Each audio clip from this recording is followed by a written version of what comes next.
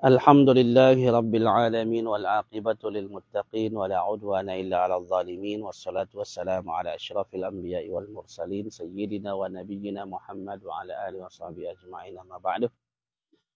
Alhamdulillahilladzi ahyana ba'dama amatana wa ilaihin nusyur.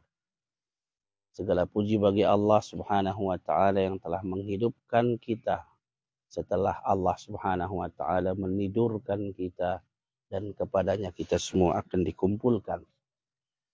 Jamaah salat subuh rahimakumullah, alhamdulillah kiranya schedule atau jadwal kita pada rehlah ta'limiyah dan dakwah pada pagi hari ini setelah solat subuh nanti, insyaallah sambil menunggu waktu kita akan membersihkan tempat kita yang paling penting.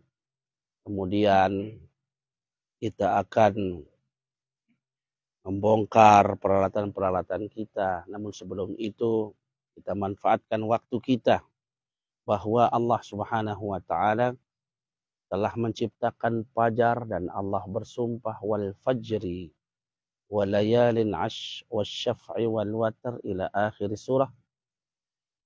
Allah memulai dengan demi fajar karena begitu pentingnya yang namanya fajar, bahwa Allah Subhanahu wa taala memberikan tugas kepada kita sejak fajar. Allah Subhanahu wa taala menginginkan kita menjadi hamba-hambanya yang baik sejak fajar. Tidak ada agama satupun selain agama Allah ini yang menetapkan, memerintahkan untuk kita segera gerak badan.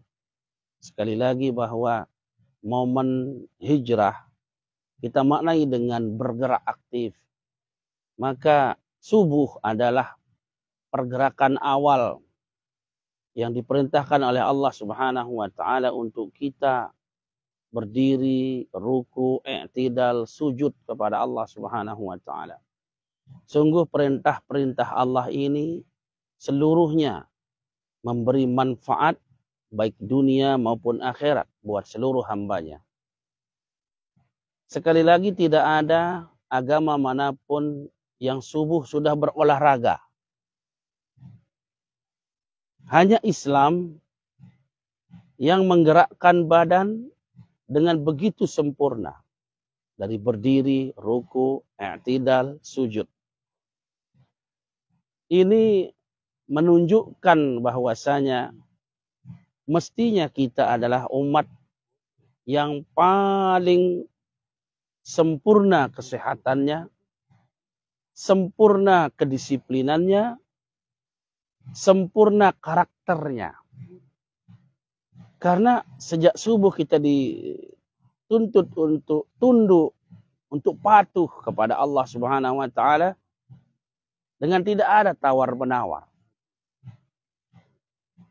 Walayalin ash. Lalu dalam ayat itu Allah Subhanahu wa taala bersumpah dengan malam-malam siang 10 gitu.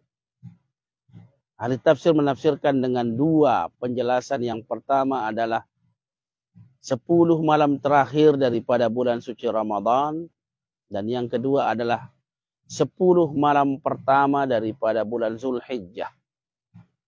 Karena dua bulan ini pada 10 malamnya Allah Subhanahu wa taala meletakkan fadilah-fadilah yang luar biasa. Sekali lagi bahwa Allah menaruh kebaikan, menaruh rahasia-rahasia pada waktu-waktu yang Allah sebutkan.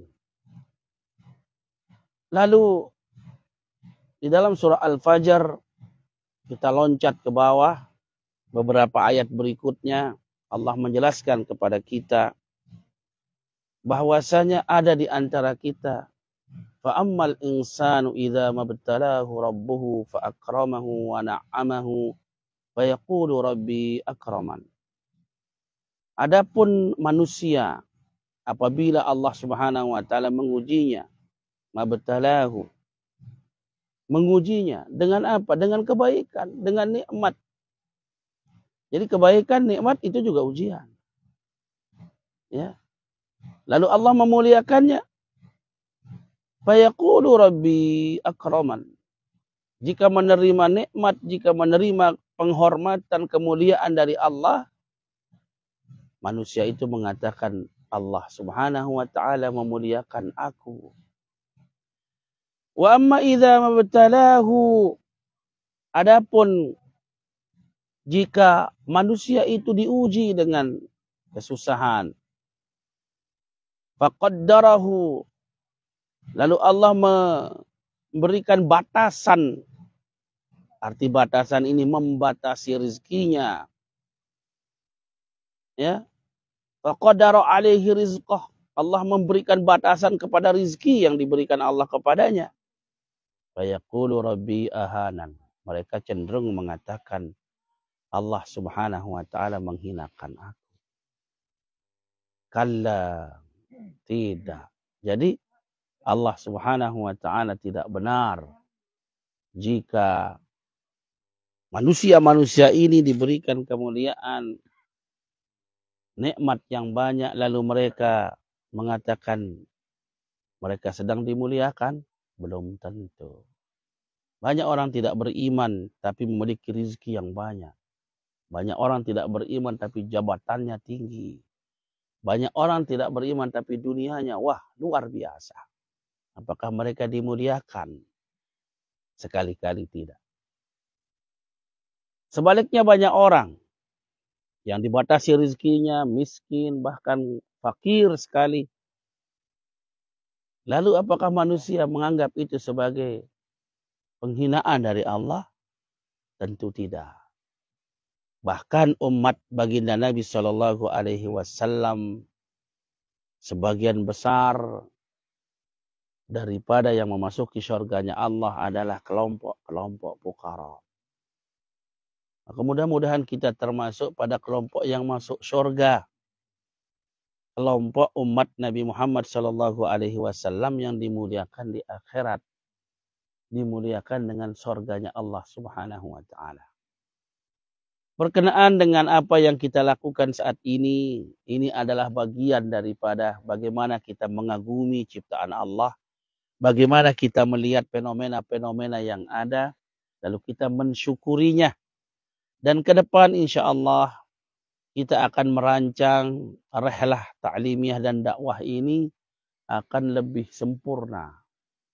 Mungkin kita akan menambah hari, kita akan mengambil hari-hari ayyamul bid mungkin, supaya kita akan bisa melaksanakan 3 hari di luar tetapi dengan berpuasa. 3 hari di luar tetapi dengan kita memprogramkan kajian. Sehingga nanti insya-Allah ke depan kita akan mengajak beberapa ustadz, beberapa motivator. Kita rancang sebaik-baiknya sehingga ada peningkatan. Dan mudah-mudahan ini menjadi satu niat kita untuk lebih baik.